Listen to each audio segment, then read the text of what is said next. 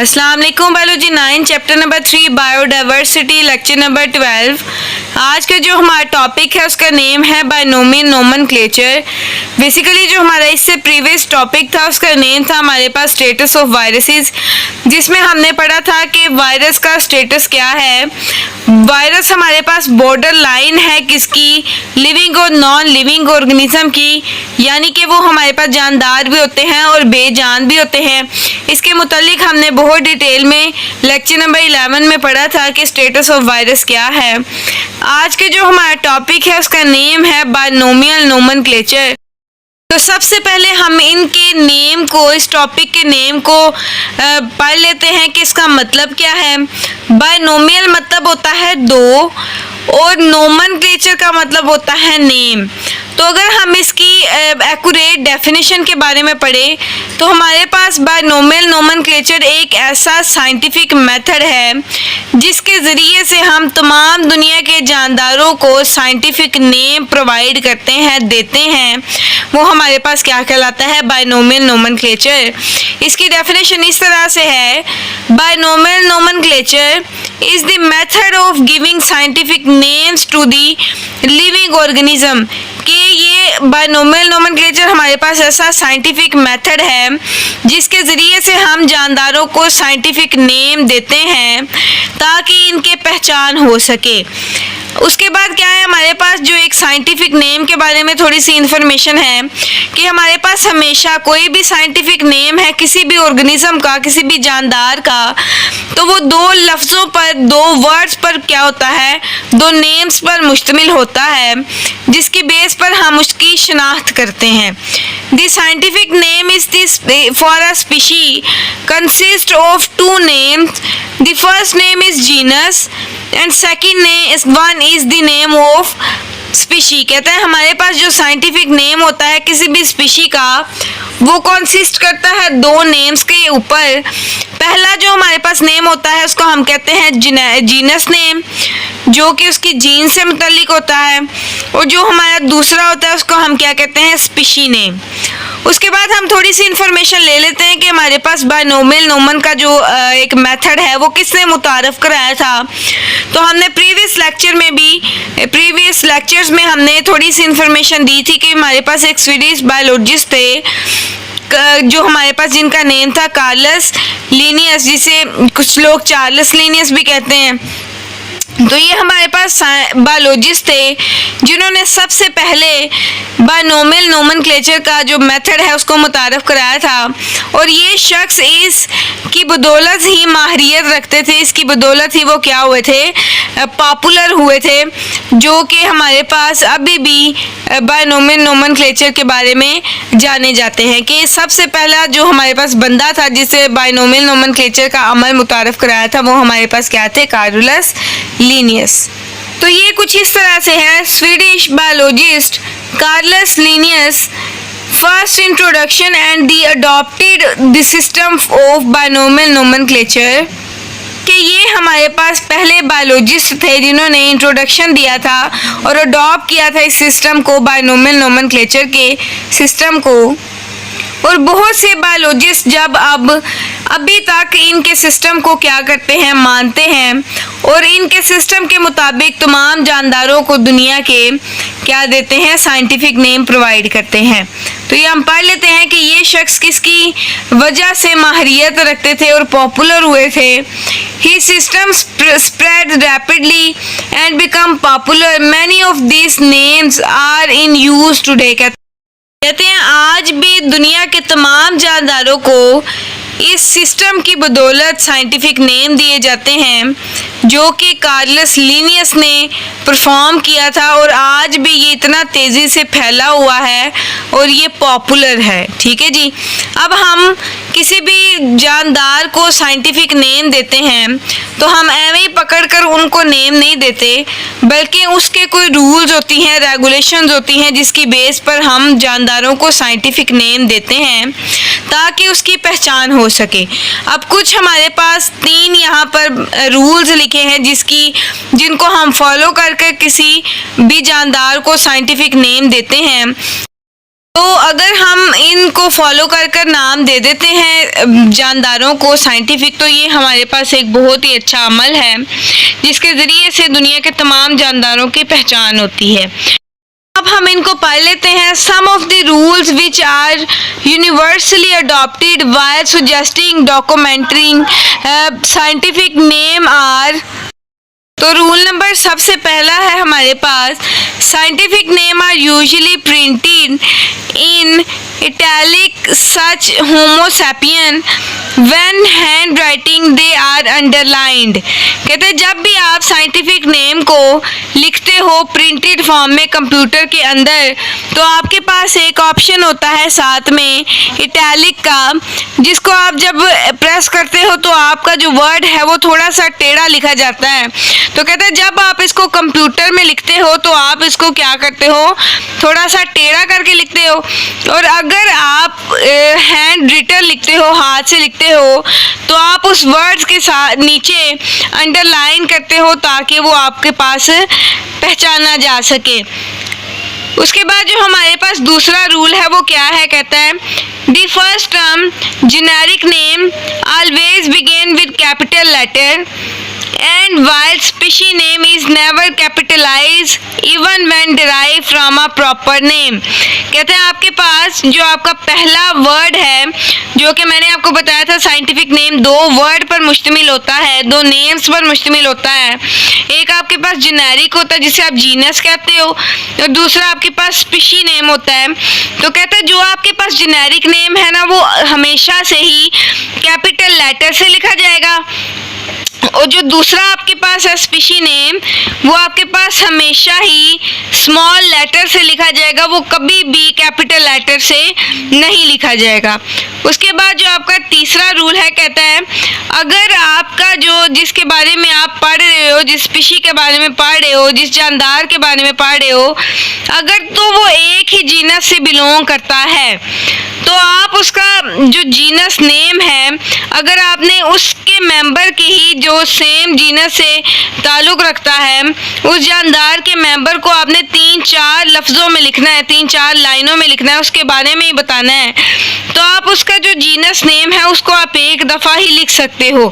आगे इसकी एग्जाम्पल से मज़ीद पता चलेगा। कहते हैं the scientific name is generally written in full when it is first use. कहते हैं जब भी आपके पास साइंटिफिक नेम है, जब पहले आप इसे लिखते हो तो उसे फुल लिखते हो। फॉर एग्जांपल कि अगर आपके पास होमो सैपियन है, तो ये आपके पास एक जीनस से बिलोंग करते हैं, तो आप इसको जब पहली दफ़ा लिखोगे तो आप होमो सैपियन लिखोगे, और अगर आप इसको ही दूसरी दफ़ा दूसरी लाइन में इलेबोरेट करोगे तो क्या करोगे, एच सैपियन।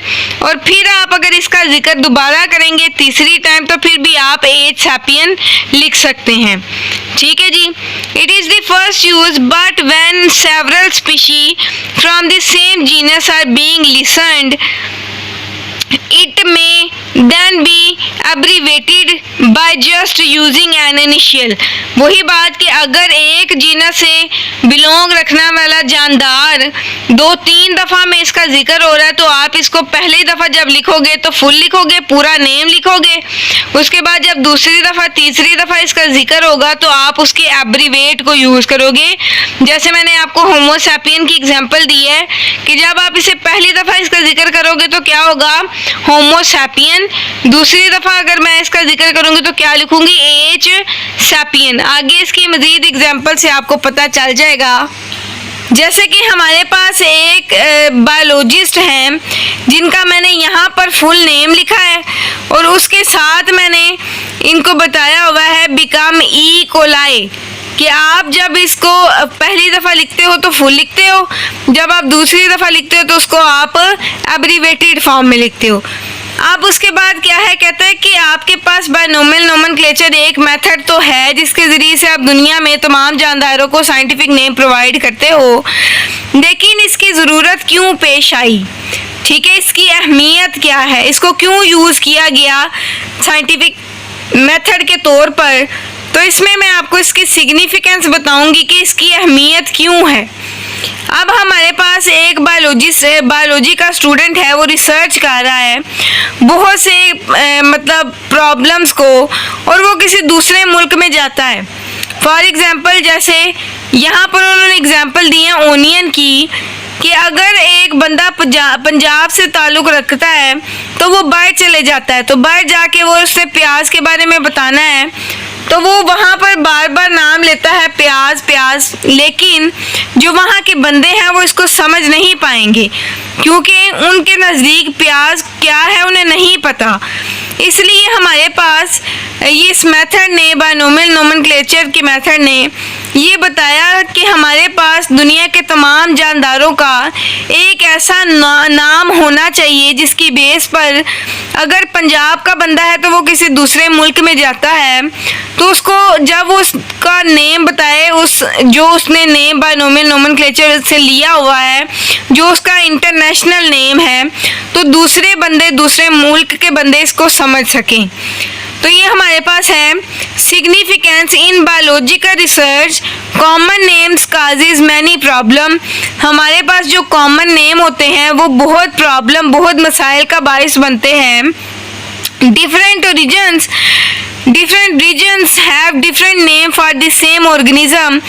दुनिया के तमाम जो हमारे पास रीजन्स हैं उसमें एक जानदार के बहुत से मुख्तलिफ नेम्स हैं। For example common name of onion is Urdu is प्याज, but in different region of Pakistan it is also known as ganda or vessel. In other countries it has other set of name। जैसे मैंने आपको example दी है onion की, कहते हैं हमारे पास कि इसका कॉमन नेम जो है वो है ओनियन, उर्दू में इसे प्याज कहते हैं, लेकिन मुख्तलिफ रीजन्स ऑफ पाकिस्तान के मुख्तलिफ इलाकों में इनके मुख्तलिफ नेम हैं, जैसे कि गंडा है, बैसल है और वैसल है, और बहुत सी कंट्रीज़ में, दूसरी कंट्रीज़ में भी इसके बहुत अलग से नेम हैं। ठीक है जी। In science it is known with the single name. अब साइंस ने क्योंकि इनको बायनोमियल नोमेनक्लेचर से एक अलग नेम दे दिया है तो वो क्या है हमारे पास एलिमम कीपा। इसको एलिमम कीपा भी बोल लेते हैं, एलिमम सीपा भी बोल लेते हैं। फिर क्या है हमारे पास, कहता है कि आपके पास in some cases different organisms are called by the common name. Different organisms को कॉमन नेम, आम नामों से पुकारा जाता है जिससे उनकी पहचान करना मुख्तलिफ है। जैसे कि for example the name of black bird is use for a crow as well as for raven. कहता है हमारे पास जो ब्लैक बर्ड है, काला परिंदा, वो सिर्फ क्रो के लिए यूज़ नहीं किया जाता बल्कि वो रेवन के लिए भी यूज़ किया जाता है, जिससे इनकी पहचान नहीं हो पाती। Common name have no scientific basis. कहता है हमारे पास साइंटिफिक बेसिस की बुनियाद कॉमन नेम नहीं है। For example a fish is a vertebrate animals with fins and gills. Vertebrate किसे कहते हैं? ऐसा जानदार जिसमें रीढ़ की हड्डी पाई जाती है। कहते हैं हमारे पास फिश ऐसा जानदार है जो कि वर्टिब्रेट है, इसमें रीढ़ की हड्डी पाई जाती है, इसमें फिन्स भी होते हैं, गिल्स भी होते हैं। But several common names for the silverfish, crayfish, jellyfish and starfish do not fit the biologist definition of a fish।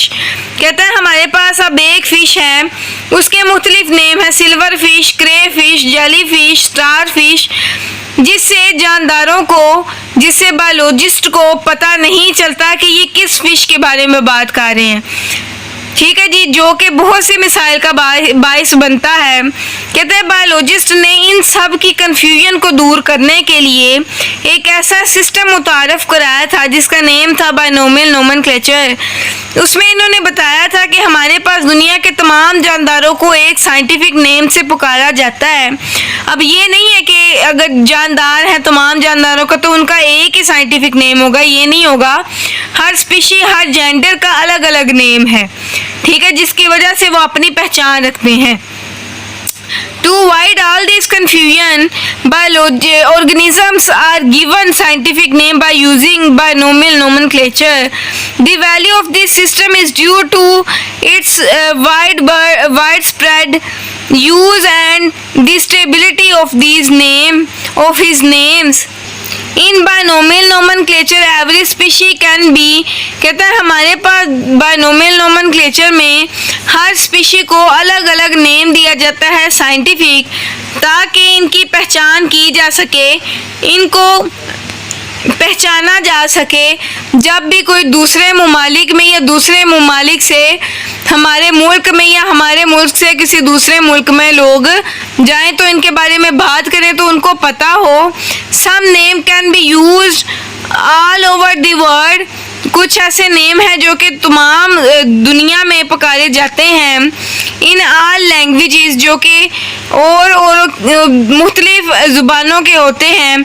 Avoiding difficulties of the translations, कहते हैं हमारे पास जो दुनिया के तमाम जानदार हैं उनको मुख्तलिफ साइंटिफिक नेम दिए गए हैं जिसकी बेस पर उनको पहचाना जाता है, लेकिन इनकी मुख्तलिफ लैंग्वेजेस हैं जिसकी बेस पर इनको ट्रांसलेट करना मुख्तलिफ है, वो मुश्किल भी है और मुख्तलिफ भी है।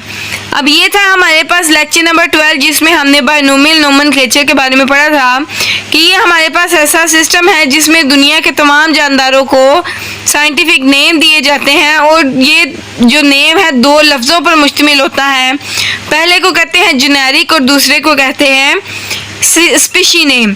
स्पीशी नेम को हमेशा कैपिटल लेटर से स्मॉल लेटर से लिखा जाता है और हमारे पास जो जीनस नेम है उसको हमेशा कैपिटल लेटर से लिखा जाता है।